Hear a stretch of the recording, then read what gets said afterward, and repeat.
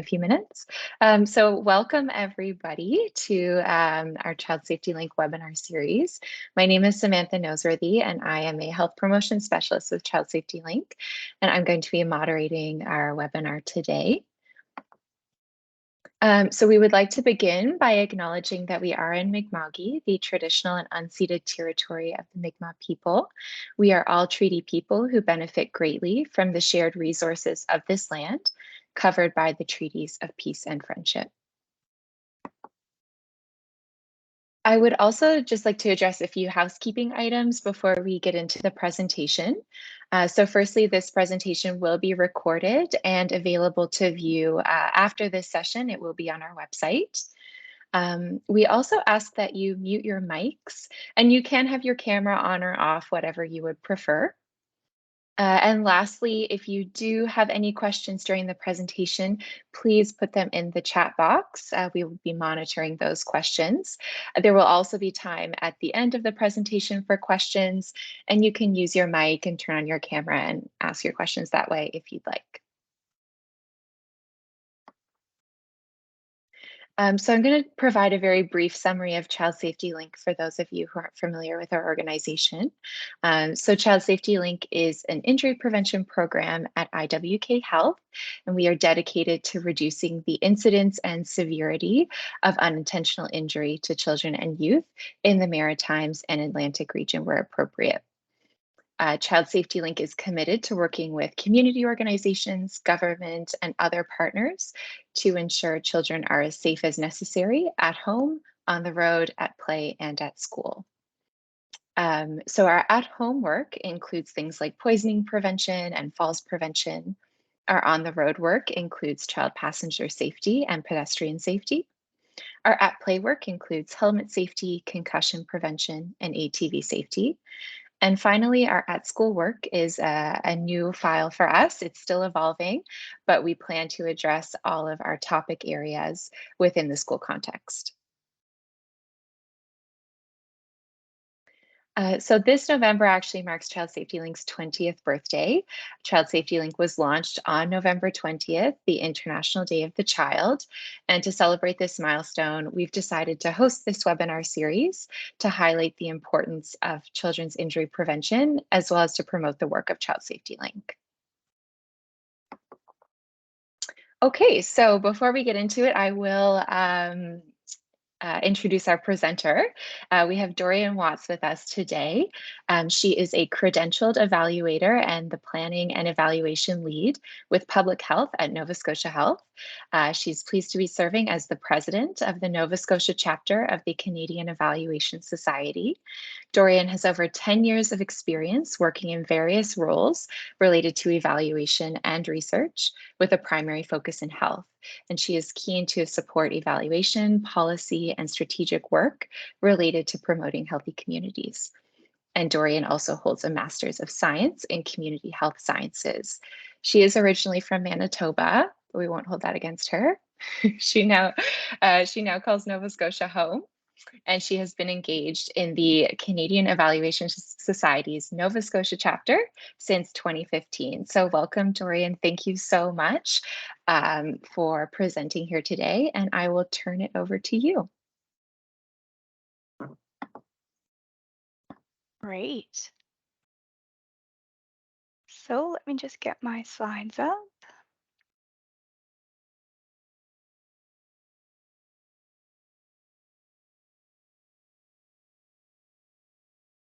Okay, and you can see them? Great, okay. So I'm here today to talk about evaluation, which is something I love and hold dear. And so I'm very happy to be here today. Thank you for the invitation. So today I'm going to talk about what is the Canadian Evaluation Society to help understand sort of why I'm here today to talk about evaluation. Talk about, what is evaluation? Why do we do it? Where is it the same and different than research? And what evaluation activities can really be helpful in program planning and how you think about how you do your work? So I am here today as the local chapter president of the Canadian Evaluation Society. CES is a national organization with local chapters in the provinces and territories. It is an organization that supports evaluators as a profession. So they provide leadership for the profession, advocacy around, um, you know, including evaluation in your work, advocating for positions and funding and things like that. They offer professional development. So there are a lot of courses online through the E Institute. There's an annual conference. And of course, as a profession, we have standards to how we do our work and ethics, of course, and how we do our evaluation work. And key is our credentials. So I'll talk a little bit more about the evaluation credential later, but Canada was first in the world to implement a credential. So very exciting there. It is an evolving piece. Of course, as evaluators, we are constantly learning and trying to improve things. They also, as a keynote sort of for this group, they do post positions and they can post RFPs and things on the national website.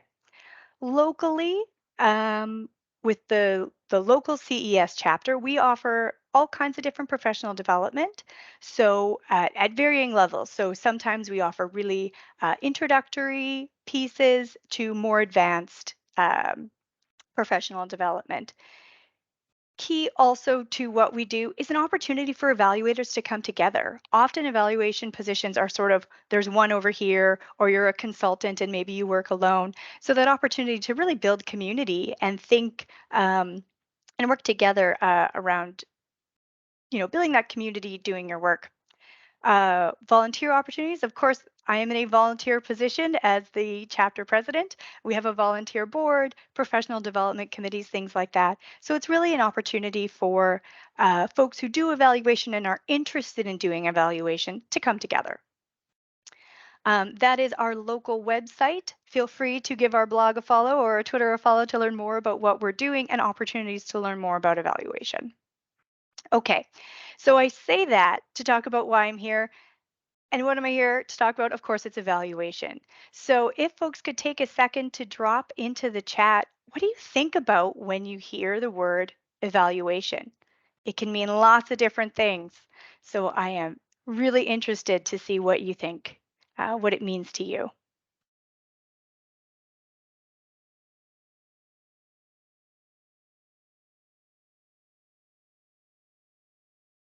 Yeah, did we do what we said we were going to do? Of course. Improving, structure, reflection. Oh, great. See, few people still typing, so I'll just give it another second. Great. Okay. So evaluation has lots of definitions. This definition is from the Canadian Evaluation Society. And what I want to talk about as we kind of go through this is that evaluation is the systematic assessment. So what that means, it's being thoughtful and purposeful in what you're doing. And then we go on to the systematic assessment of the design, implementation, or results. So thinking about how there are evaluation pieces through all of those elements of the work. It's not just one point in time. And then as we go further, we are doing this because for the purposes of learning or decision making. So those are a couple purposes, which leads into one of my favorite diagrams. This is from the Canadian Academy of Health Sciences. So it's actually a model that was built related to research, evaluating research impact. But I find it a really helpful diagram to have conversations about evaluation because it helps people think about, well, what do I want to get out of this? What do I want to know through this evaluation work? And I did see a lot of these in the chat, so that's great. A lot of people think about accountability when we think about evaluation. Did you do what you said you were going to do? That's really common. That's often, you have to report to a funder. You need to say how you spent the money and did you do what you said you were going to do? A lot of people also think about learning. So what is that opportunity for improvement in the work we're doing? And this other piece here around advocacy or demonstrating value, what are those good news stories that help us really promote and highlight that work we're doing? Um, and I like this tool because if you're talking to folks about a program and you have, maybe some frontline staff, a manager, a director, and you ask them what they want to know, people will often put themselves in different pieces of this model. So I find this helpful to have that conversation about, okay, you want to know this piece, somebody else is more interested in this piece. And so it's really helpful to have those conversations. Often where we end up is in the middle because chances are you need to know a little bit about all of these pieces.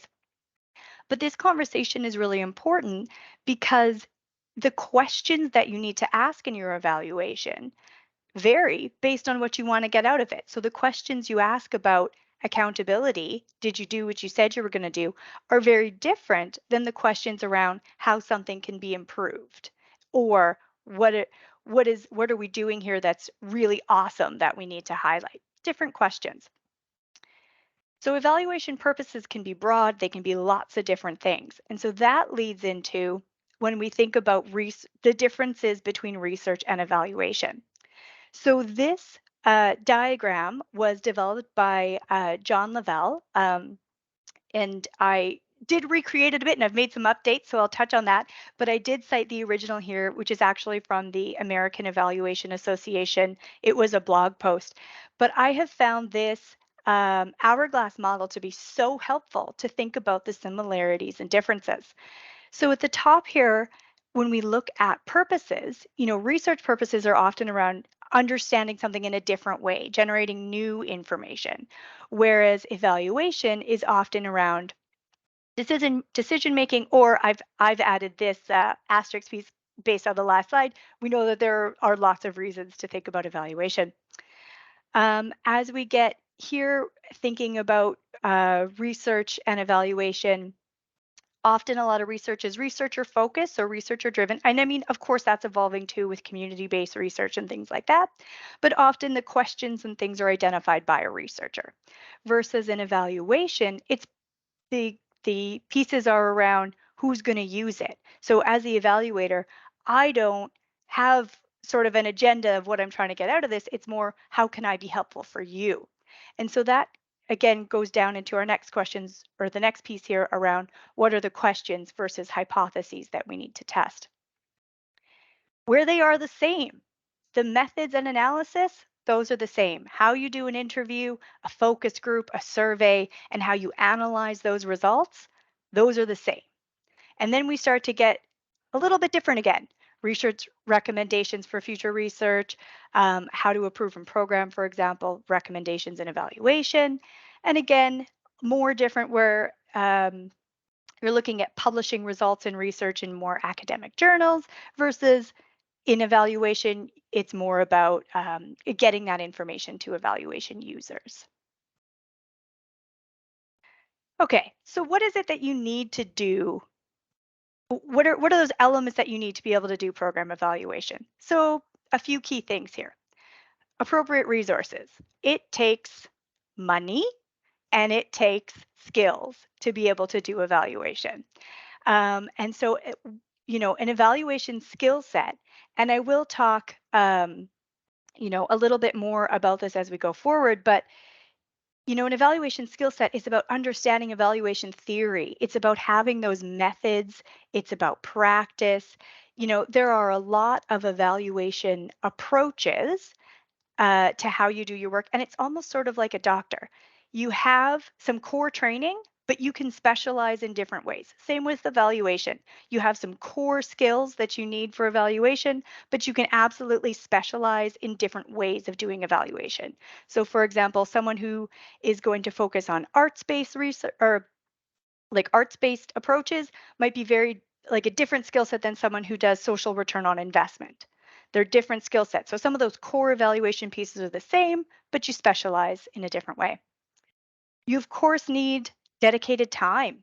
I know evaluation happens off the side of the desk all the time, and that's really challenging.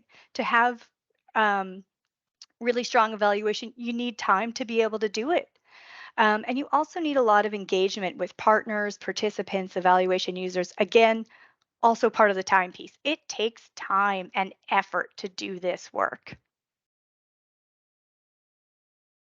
So I wanted to talk a little bit more about how do you find an evaluation skill set, and what does that mean? So commonly, we see a lot, folks will hire an external consultant. You create an RFP, you have your budget, and you hire someone to do this work. Often it does include some element of, um, some internal capacity building. A lot of evaluators kind of do that as part of how they do their work to some extent anyway, or internal. So where you have a dedicated position inside an organization with skill and experience and dedicated time to do the work. I wanted to talk a little bit about hiring an external evaluation consultant. So there are a lot of guides. As soon as if you Google it, there are a lot of guides on this. But I wanted to highlight a few key things to think about if you're hiring a consultant.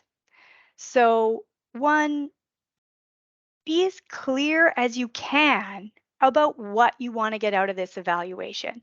Think back to those purposes. What do you want out of this? If this evaluation was perfectly successful, what would you know at the end? How would you use it? Including that kind of information can really help a consultant understand where you want to go with this work.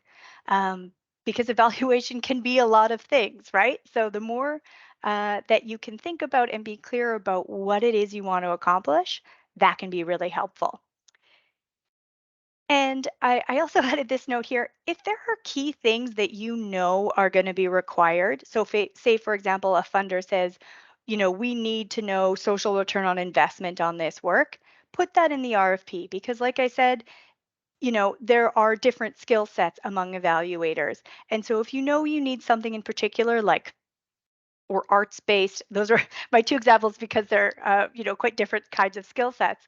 Um, if you can be clear, that can be helpful. And it also means, maybe you're creating an evaluation team. So someone's bringing one skill set and someone else is going to bring a different skill set to the work. Where you can, be clear on budget. And I know that's a tough one, but it can be really helpful to understand if this is a $5,000 project or a $55,000 project. That's a very different scope of work. And so when you can be clear about that, that can be really helpful for um, what a consultant is going to put in. Um, you know, I'm adding this capacity building piece because um, we know that there is a lot of desire. A lot of people want to know more about how to do evaluation. So if you're hiring someone, why not take advantage of them being there and getting to work with your team and do a little bit of more learning around that when you can. And of course, you are hiring an expert. So it can be helpful, like I said, to identify some key things you're looking for, but not to be overly prescriptive. You're hiring an expert for a reason, right? So that you can work together to create the project that is going to best meet your needs. And another piece here is sort of creating an evaluation framework sometimes is the project. So I know sometimes in RFPs they say submit your proposal for what you would do. And it's like, well, that is the piece of work that some people will, that is the work is creating their proposal. So trying to be um, open to the work and to some suggestions without putting the pressure to create an entire framework as part of the RFP. So you've put out your RFP, and to note, like I said earlier, CES is a good place. If you were putting out an RFP, we can put it out locally. It can go out nationally, get that exposure directly to evaluators.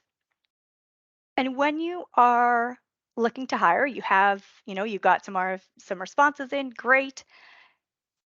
Think about how their experience connects to the work you do. So, like I said before, this idea of specialties, some folks are more generalists and work across lots of different areas. Some folks really specialize in, so for example, education or justice or health or all of these different areas. So think about how their experience connects with the work you're doing and the community you're working with.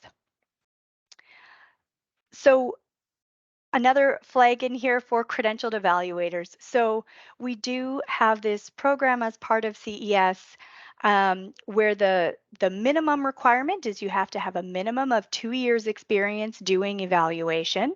You need to have a master's degree, and you need to have demonstrated how you've met um, the competencies, which I'll talk about shortly. We have a number of evaluator competencies. So if you are a credentialed evaluator, you have had to prove to experts that you have these experiences across the different competencies. And of course, check references. Try and figure out if this person is going to be a good fit for your team and the work that you want to do. So, what is an evaluation skill set? Evaluation is a really interesting thing because people come to evaluation in a whole bunch of different ways. There is no one path to evaluation, which I think is part of what makes it such an interesting place to be. So these are the high level competency domains. So when I talk about the evaluator competencies as connected to the credential, this is what I'm talking about. When you're hiring a credentialed evaluator, they've had to think about each of these pieces, and under each one of these 1 to 5, there's a number of sub bullets where they've had to think about how do they do these things in their work. So reflective practice. A lot of evaluation, like many disciplines, it grows and it changes. So you do need to put effort into ongoing learning, ongoing reflection into, I tried this, it didn't work. How could I do this better or differently? How can I apply this theory? How can I learn more about this new theory that's coming out? There's always new information and new ways of thinking coming out in evaluation. Of course, there's the technical practice element. That's where you're really getting into those methods. Do you understand how to do qualitative analysis if you're collecting interviews and focus groups? Do you understand how to do statistical analysis if you're doing surveys, things like that? So there, that obviously is a big piece of the work. Situational practice, understanding where you're doing this work, how to, you know, build relationships, work in a community or a different culture from your own. Being aware is a big piece of that. Management practice, that's really project management. Do you understand how to deliver a project on time, on budget, or like that kind of piece? And then the interpersonal practice, I mean, this is huge. Evaluation is challenging for people. You have to be friendly and nice and be able to have um, difficult conversations with people sometimes. So you need to be able to be approachable and be able to have those difficult conversations in a respectful way. So that interpersonal practice is huge.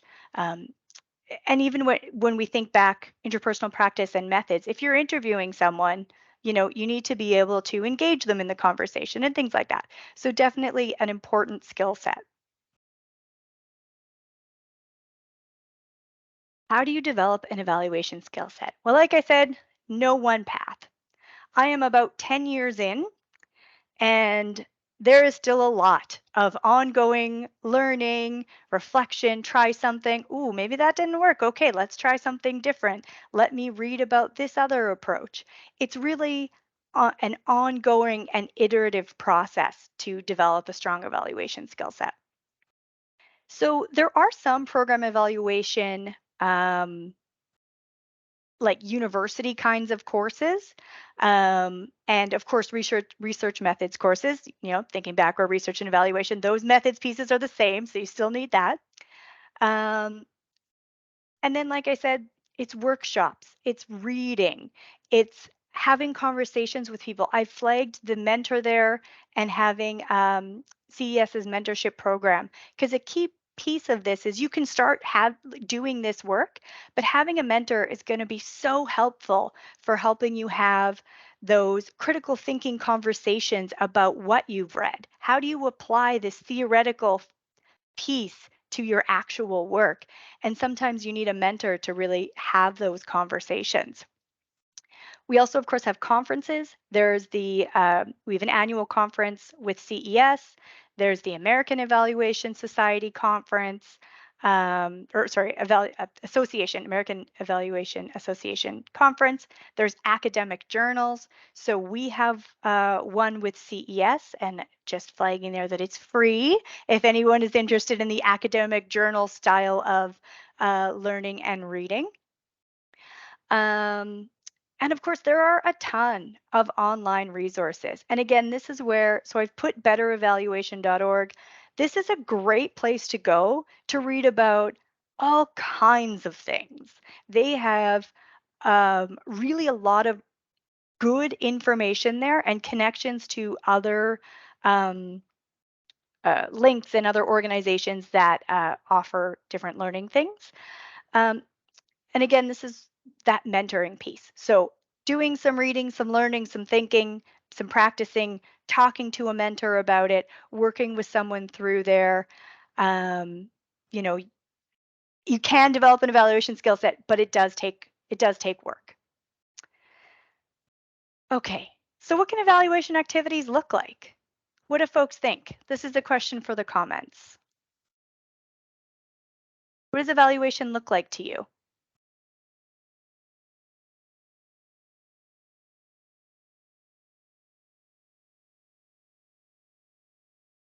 Planning, yeah.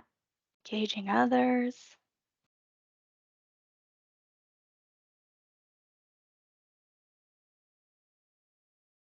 So many questions.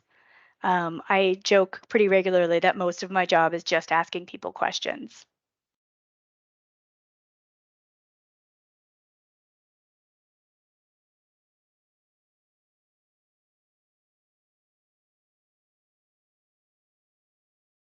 Listening, yes, absolutely.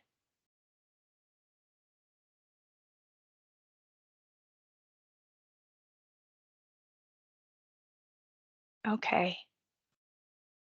So, evaluation activities can be lots of different things. So, when we think back to that definition, when we talked about describing a program, understanding how it was implemented, understanding its outcomes. There's a whole wide area of work that includes evaluation activities. What I wanted to flag today was the idea of evaluation activities in program planning. So, one tool that I wanted to talk about a little bit was logic models. Um, have people how some thumbs up? Do people know about logic models? Have people heard about logic models?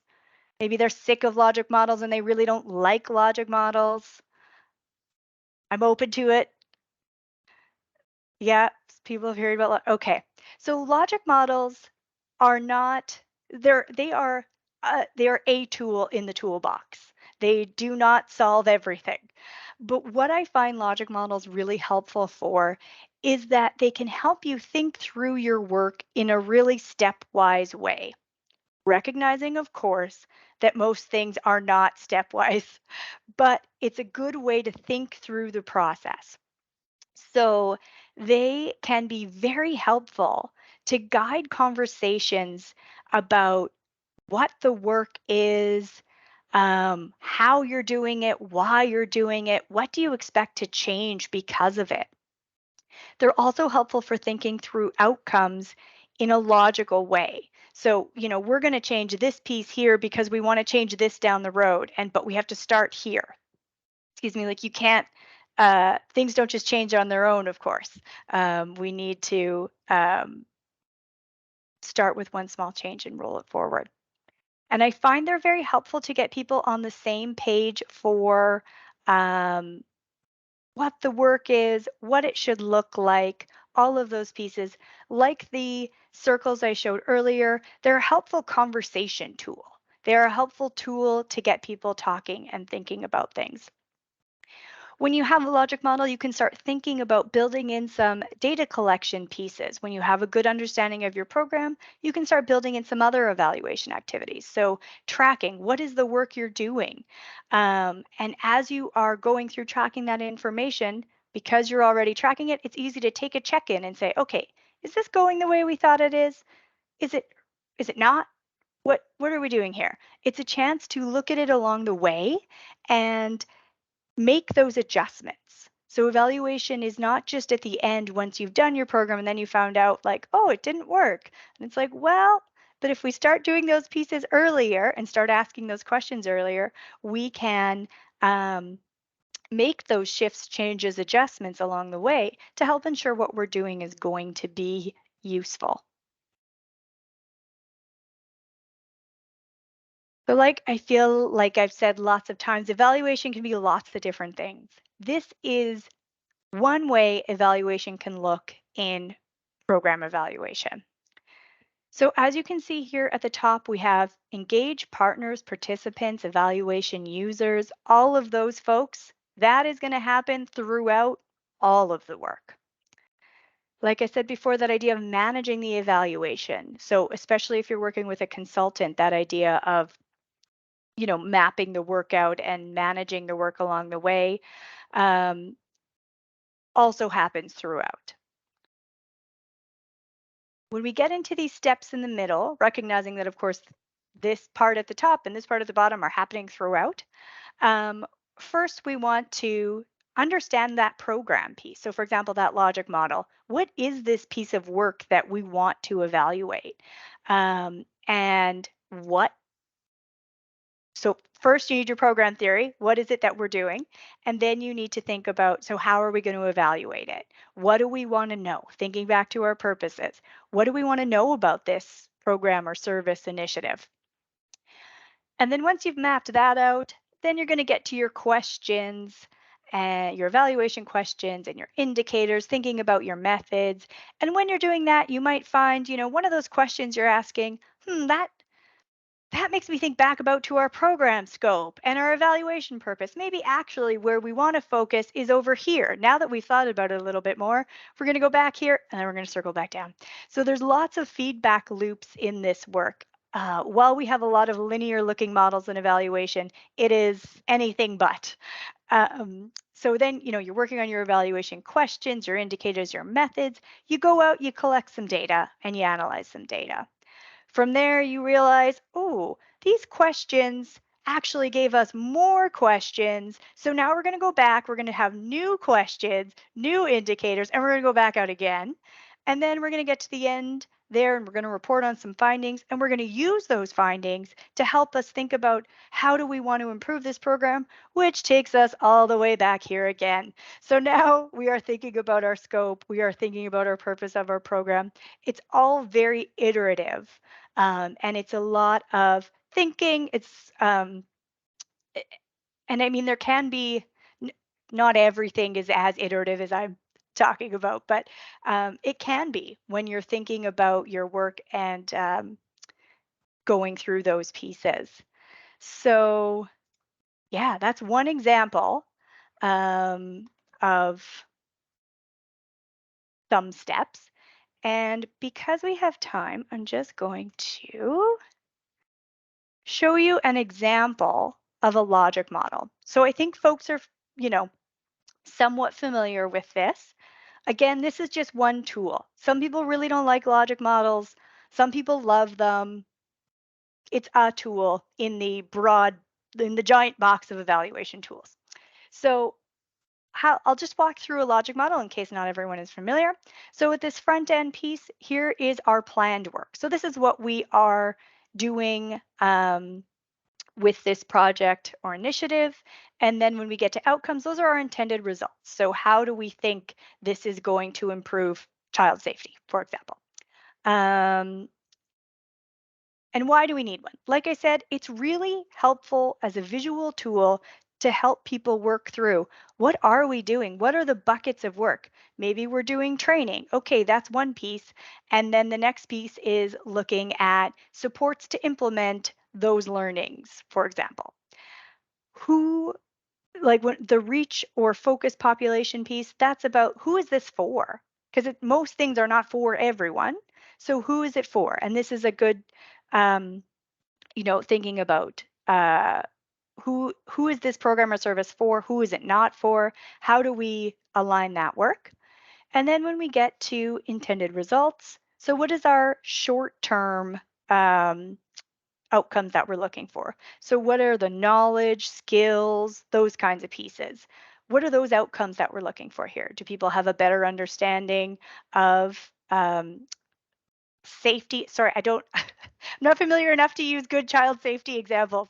Um, uh, yeah, short-term outcomes. And then when you get to intermediate, you use those knowledge and skills. The moving forward is that behavior change. So now if somebody knows how to do this, how do we get them to actually changing their behavior because of it? And then getting to the long-term outcomes, which is sort of your really big often like your population health kind of outcomes, like the really big ones. You aren't generally measuring out here when you're doing your work. You're sort of focused more here at your short-term outcomes and at your intermediate outcomes if you can understand sort of how behaviors have changed because of your work. Um, they can be simple or they could be very complex. You can have, I've seen logic models that are 15 pages deep because you have an organization and then you have this program, which feeds to this program, which feeds to this program, and down and down and down. So they can be really complex, or they can be one page and you use them to get everybody, all of your staff, on the same page of what it is you're doing. So again, it's one tool. It's a helpful tool to get people talking about it and get everybody on the same page. Um, a helpful addition that I won't go into today, but that can be very helpful is a theory of change. And so that layers onto a logic model, and that is how you spell out your assumptions and how you get really into your theory around how you are assuming changes will occur from your activities to your short-term outcomes to your long-term outcomes. They are very interesting, and there is a wonderful Canadian scholar who wrote, John Main wrote quite a lot about theories of change, and so they are a very helpful tool. So, in summary, evaluation can be lots of things, and it can be helpful in a lot of different ways. Um, there are some similarities and some differences. You do need an evaluation skill set to be able to do evaluation. Um, And there are a lot of ways evaluation can be helpful in the planning process. And that's it. That's all I have. Questions?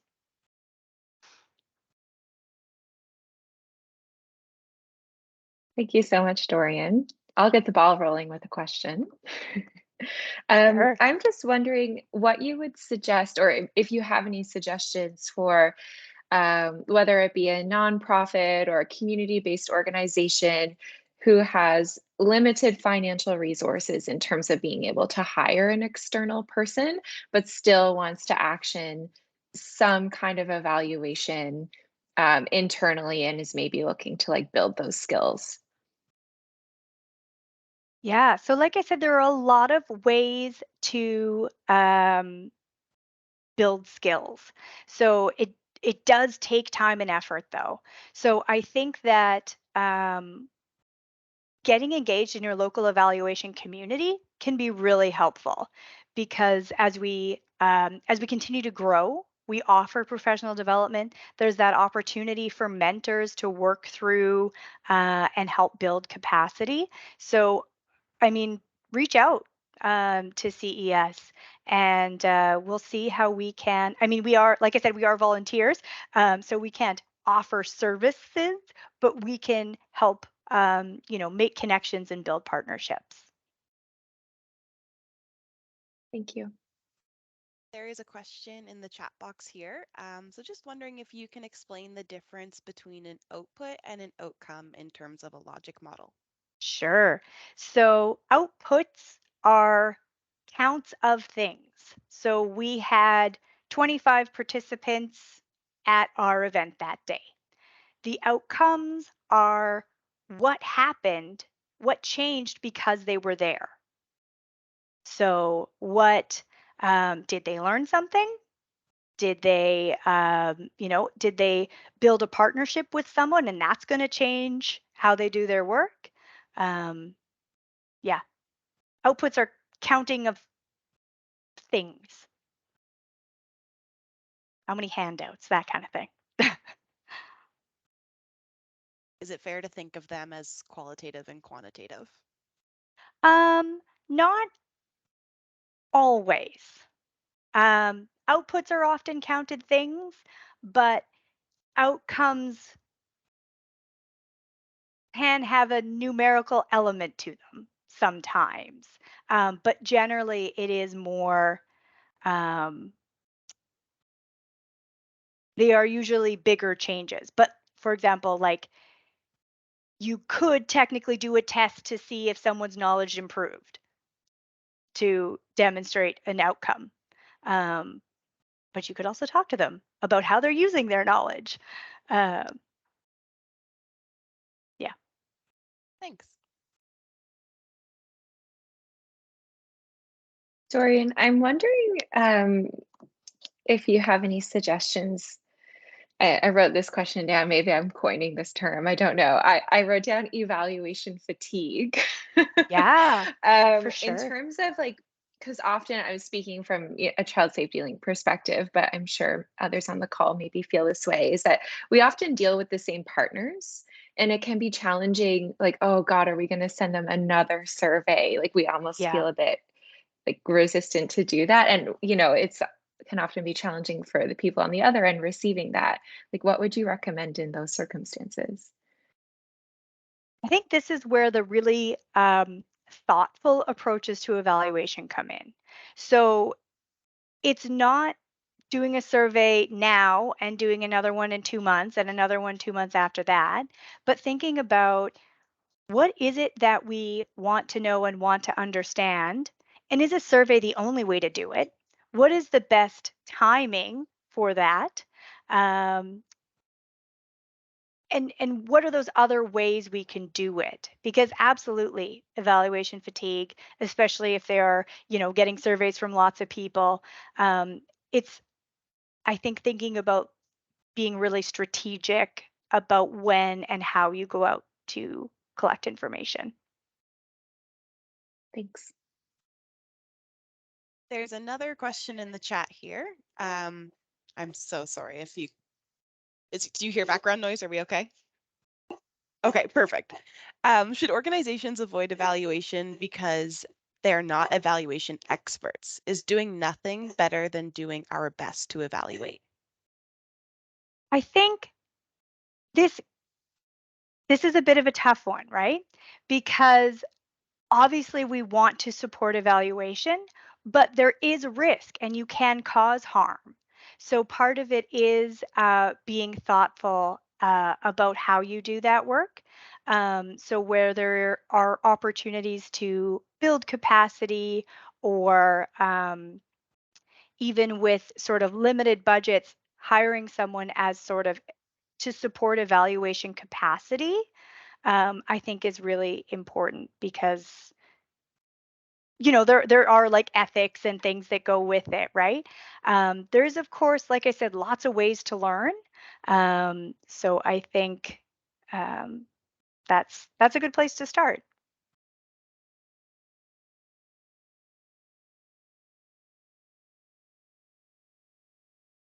Okay, great. Thank you so much. Are there any other questions? No. Okay, perfect. All right, thanks very much, Dorian. So I'm going to ask you to stop sharing and I will just pull up a few final slides here. There is one more person typing, so I don't know if that's Okay, great. I'm happy to chat after too. Just loading here.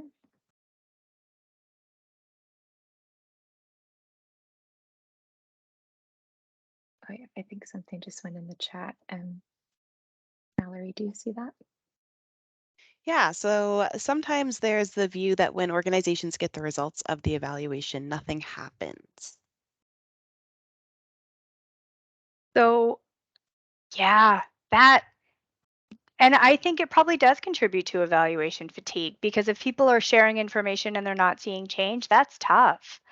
I think so. The way I do my work is I try to focus everything when I think about those purposes of evaluation, that's to help make sure it's useful, that it's going to be used.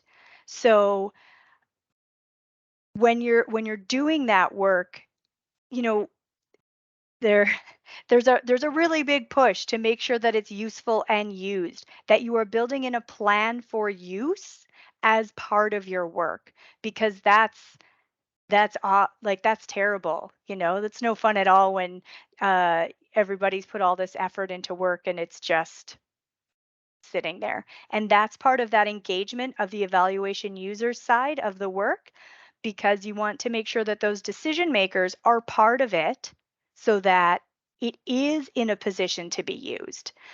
Because if you're doing work, but for example, if it's not meeting the decision maker's need, then maybe you've done work that's good, but not actually useful for them. So when we talk about engagement and we talk about purposes, that is part of it. That's at the heart of it, is to make sure that it's going to be useful to those who need to use it. Thank you. Great. Okay, so Dorian, thank you so much for giving your time today to come and present to us. It was really interesting. And thank you to all the attendees for being here today. I just have a few things to clue up here. We would like to just remind you that a recording of this presentation will be available on our website if you'd like to rewatch or share. I also want to highlight that Child Safety Link is launching The Link, which is an online community of practice that is going to act as a catch-all for child injury prevention tools and resources.